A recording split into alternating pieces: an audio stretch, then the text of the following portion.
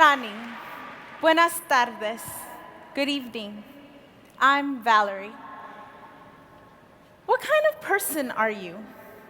Daring? Cautious? Do you desire to jump out of planes, climb Mount Everest?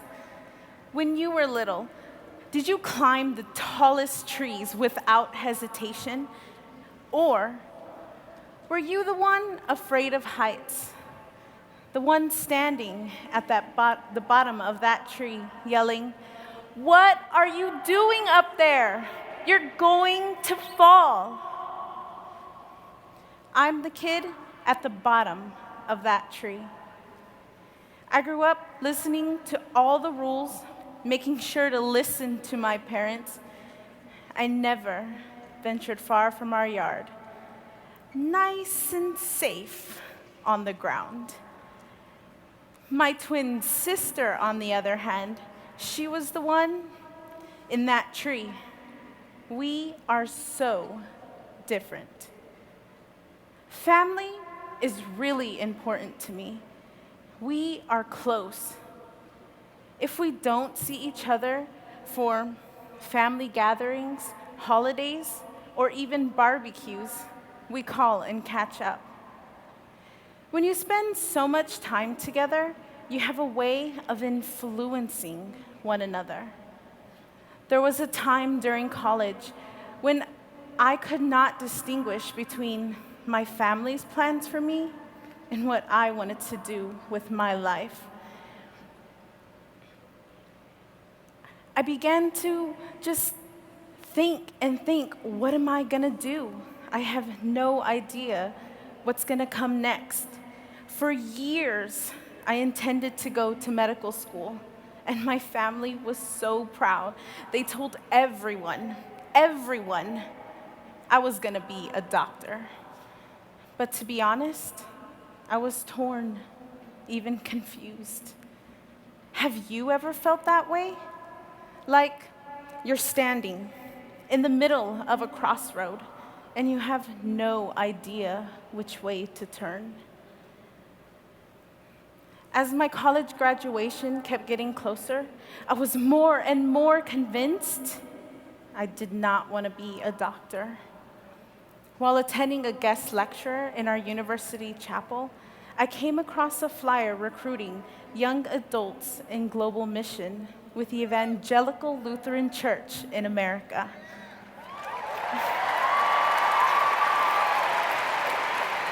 And I carefully read the most important part of that flyer. Step out of your comfort zone. Challenge yourself. I applied for YAGM and was accepted to serve a year in South Africa. Yeah, risky. I'm not that girl that goes too far from home, but I was excited. My family, not so much.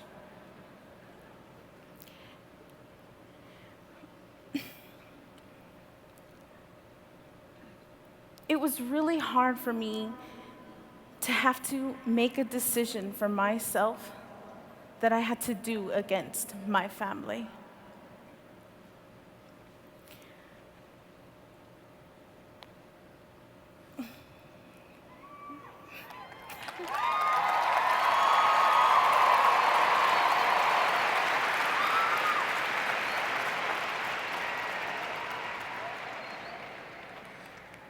After being accepted for YAGM, I had to go back home and let my family know. Most importantly, my dad. On the way back to school, he asked me, how did it go? I immediately began to talk about YAGM and the great things this program had to offer, and then slowly drifted to tell him I was accepted to go to South Africa. There was a pause, not the pause you take when you put a period at the end of a sentence, but that awkward pause your parents make when they want you to realize what you just said is wrong. His instant reply, "You are not going." There was silence, except for the soft radio playing Tejano in the background. My mind trying to think of something to say in defense, but I just didn't have the courage to say anything because of the respect I have for my dad.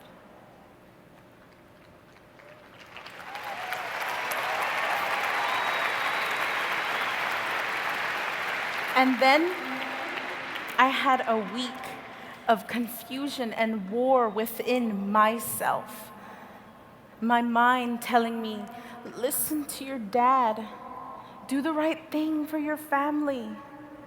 But my heart being influenced by God. Should I go? I did go to South Africa. I could not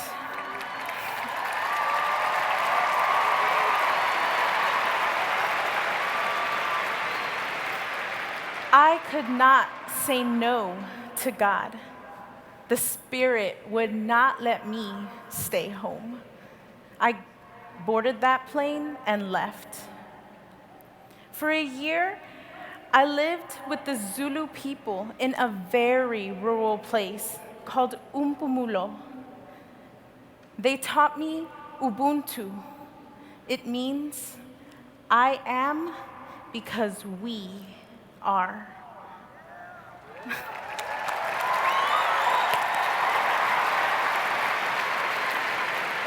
I volunteered at the public hospital, local elementary school, and Lutheran Church Center. And with those experiences, my life was changed forever. Here in the States, we take many things for granted. School buses to get us to school, a family vehicle, our own vehicles, a cell phone, and a laptop with internet access 24 hours a day. In South Africa, the electricity was inconsistent, and sometimes the running water from our toilets, bathtubs, and sinks just went out. I fetched my own water, ate several dinners by candlelight, and spent several evenings listening to stories in the back of a garage. As a Latina in America, I grew up in a family that struggled financially and sacrificed when it was necessary. I had to learn that it's okay. Sometimes we have to sacrifice, just like the people in my community had to do. There are so many things we really take for granted. None of us in this room see ourselves as privileged, but in reality, we are. I discovered in South Africa, it was not the people that needed me, it was I who needed them more. South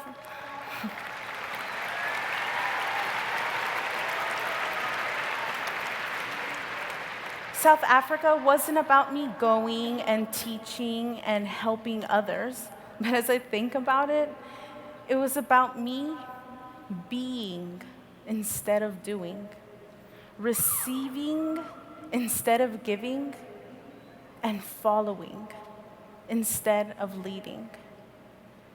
I discovered in South Africa, God was equipping me to be a physician's assistant.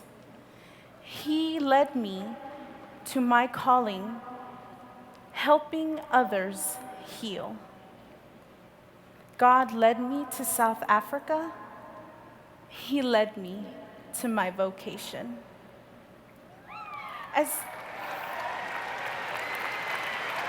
as you begin to make decisions for your future, I hope you learn to trust and listen to the unpredictableness of God.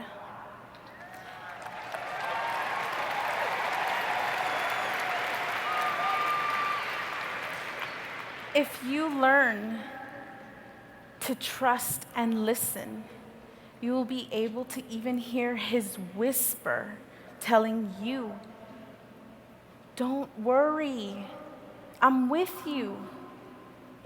Go, jump, climb, risk. I am with you." Thank you.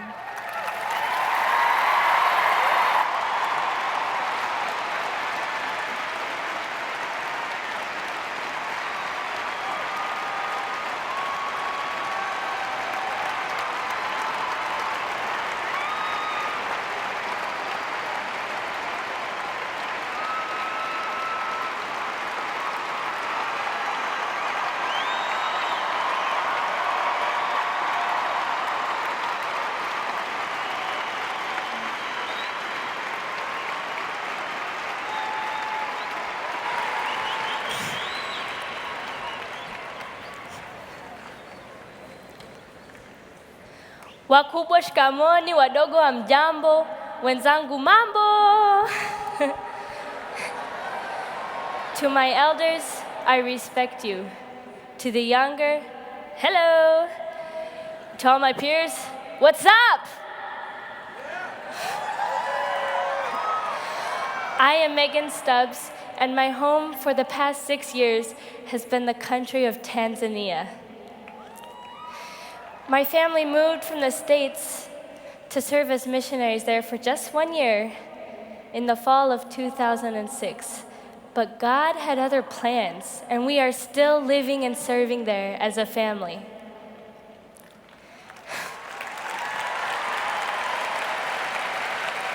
We moved when I was 12 years old, and the past few years have changed me. I have learned how richly God has blessed us, even when we aren't aware of it. Whether it's the children who will come to our house and ask me for a banana because they haven't eaten in 2 days, or the young girls who ask me to teach them how to read.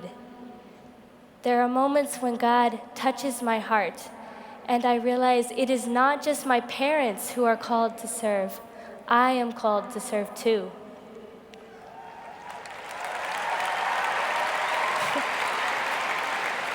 In Tanzania, life is an adventure. Once I had fried bugs for breakfast, found our house invaded by army ants, and chased a monkey that was trying to steal my shoe, all in the same day. Oh, yeah, we have monkeys everywhere. They're not cute and cuddly like Curious George.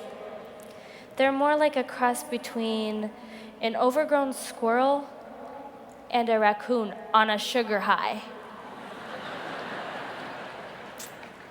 Remember Dexter from Night at the Museum? Well, in Tanzania, every monkey is a Dexter. Everything is different in my home village, Makumira. At 11 o'clock a.m., the entire country stops what they're doing, sits down, and has a cup of tea. Even how you spend free time is different. If your friend's house is the size of a porch, with no electricity, no TV, no computers, iPods, books, magazines, and she shares the one-room house with her parents and her 5 younger sisters and brothers, what do?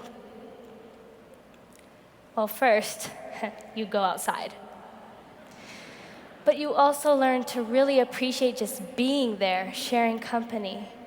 That's a big thing in Tanzania, just being there, sharing time together.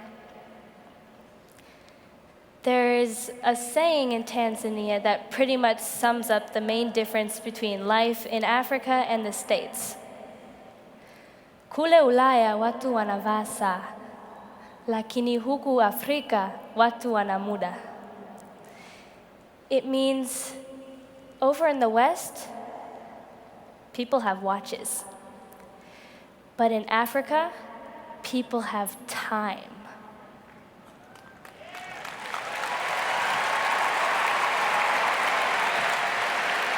After living in Tanzania, I have come to really understand the saying.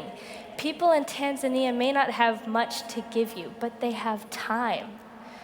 Time to spend with you, time to love you, time to listen, time to live. People in Tanzania will ask me about life in the States. They'll say, Megan, is it true that over there you have to make an appointment to see your neighbor? Well, sometimes it is. There are things, even with time, that I struggle to understand living in Tanzania. Take suffering and death.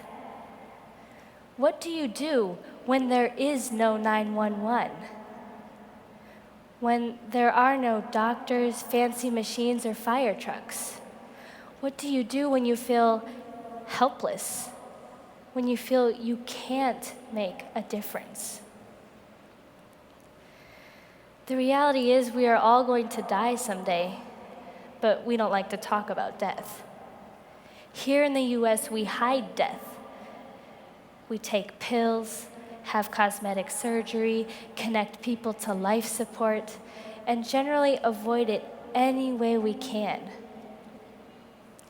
Tanzania, people can't ignore death.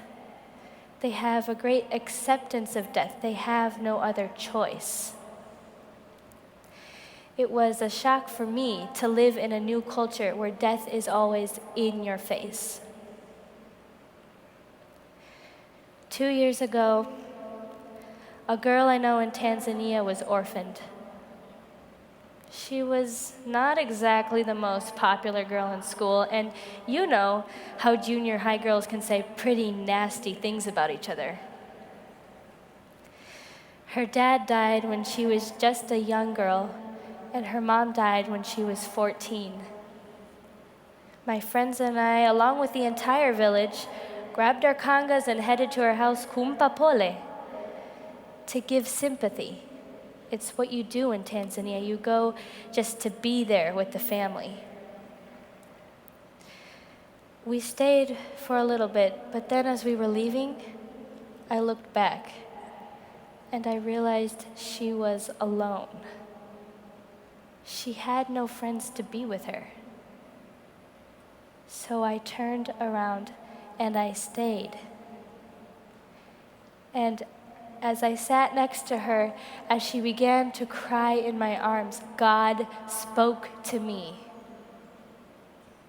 He said, "She is your sister now."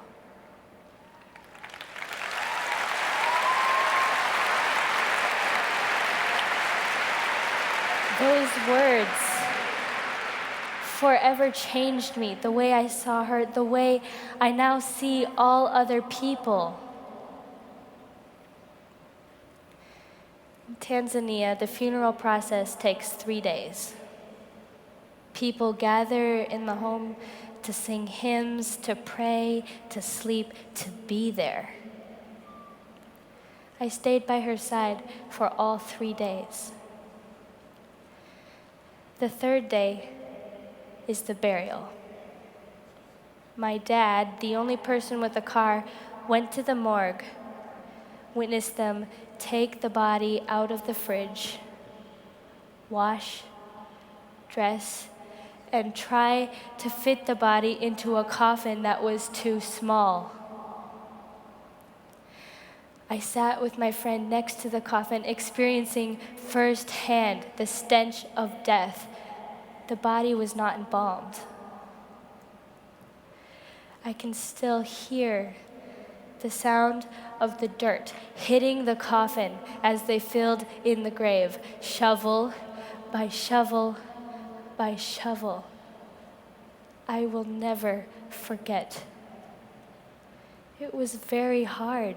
It still is, but that is what God called me to do, to put everything on hold and to be there for someone, to learn a little bit more about what it means to be a disciple, learning how to take the risk, learning who my sisters and brothers are, learning how to look death in the face and say, "Thank you, Jesus. I am not afraid.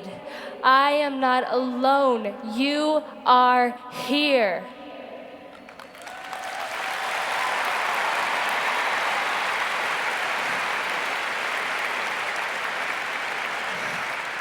God calls everyone to be missionaries, not just in Africa, everywhere, anywhere. He is calling us to a mission of love, of trust, of risk. It is not easy. It's not something you do just 3 days a week. It is a lifelong calling. And sometimes you just want to give up. But you know what? We are never alone. Jesus is with us always, and He will guide us, carry us, love us. Take the risk. Trust God.